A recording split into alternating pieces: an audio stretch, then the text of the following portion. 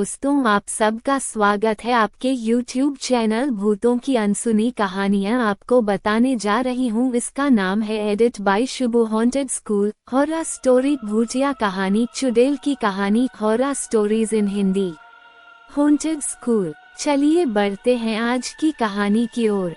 मस्तीपुर एक छोटा सा गांव था। यहाँ के लोग भी बड़े ही भोले भाले थे।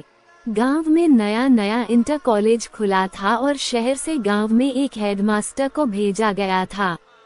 आशीष शहर में पला बड़ा एक होनहार व्यक्ति था और उसी को ही मस्तीपुर के इंटर कॉलेज का हेडमास्टर बनाया गया था।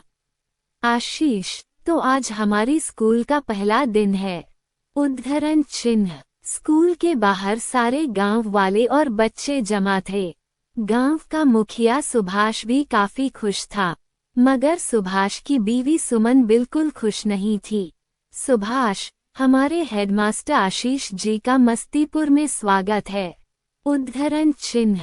आशीष, अब हमारे मस्तीपुर के बच्चे भी यहाँ से पढ़कर आगे बढ़िया कॉलेज में एडमिशन लेंगे, इसकी मैं गारंटी देता हूँ। उद्धरण चिन्ह। सुमन ने फुसफुसाते हुए सुभाष से कहा, सुमन, आया बड़ा हेडमास्टर, हम भी तो उतनी ही पढ़े लिखे हैं, हमें तो कहीं किसी ने नहीं बनाया हेडमास्टर। उद्धरण चिन्ह।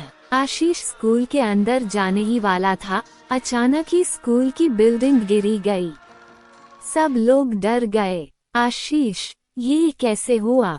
सुभाष, पता नहीं कैसे, हम तो बहुत अच्छा सीमेंट लगवाए थे। फिर कैसे हुआ? उद्धरण चिन्ह। बिरजू, पता नहीं भैया, ये तो समझ के बाहर है। उद्धरण चिन्ह। तभी पास से एक बुढ़िया हंसते हुए गुजर रही थी। बुढ़िया हंसते हुए उसको जगा दिया तुमने।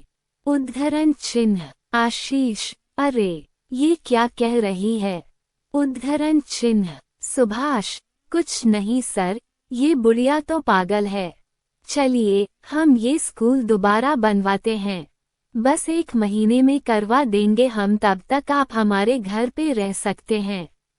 जैसे ही स्कूल बनेगा पढ़ाई शुरू कर देंगे। उद्धरण चिन्ह। आशीष, अरे उसकी क्या जरूरत है? उद्धरण चिन्ह। सुमन, हाँ, उसकी क्या जरूरत है? उद्धरण चिन्ह। सुभाष, तुम चुप रहो, आज से आशीष सर हमारे घर पे ही रहेंगे। उद्धरण चिन्ह। स्कूल दोबारा बनना शुरू हो गया। सब लोग बड़ी मेहनत से लग गए और उसके बाद आशीष सुभाष के घर पर रहने लगा। दूसरी ही रात थी उसकी गांव में। वो नीचे वाले कमरे में सो रहा था। तभी अचानक जोर से चीखने की आवाज आई। वो उठ गया और घर से बाहर आकर खड़ा हो गया, मगर वहां कोई दिखाई नहीं दिया। दूसरी तरफ बिरजू भी अपने घर में आराम से सो रहा था। अचानक से बिरजू की चारपाई हवा में उठने लगी। बिरजू, ये क्या हो रहा है? नीचे उतारो। उद्धरण चिन्ह। तभी उसकी चारपाई खूब जोर से जमीन पर आकर गिरती है। चारपाई टूट जाती है। बिरजू को काफी चोट आती है। वह बेहद डर जाता है। बिरजू, सामने आओ, ये कैसा मजाक है? उद्धरण चिन्ह। तभी अचानक एक खतरनाक चुड़ैल जिसकी नाक काटी थी, उसके सामने आकर खड़ी हो गई।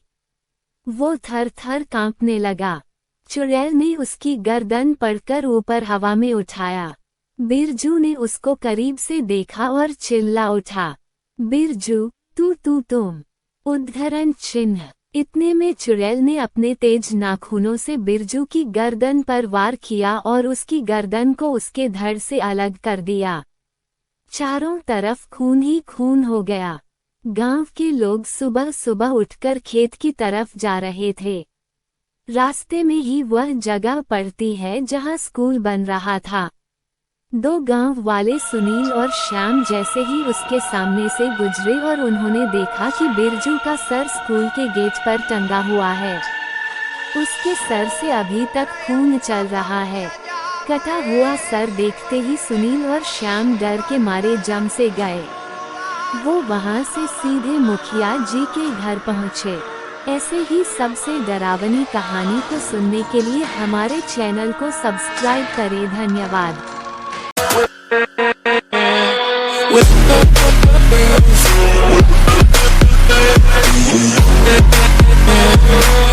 With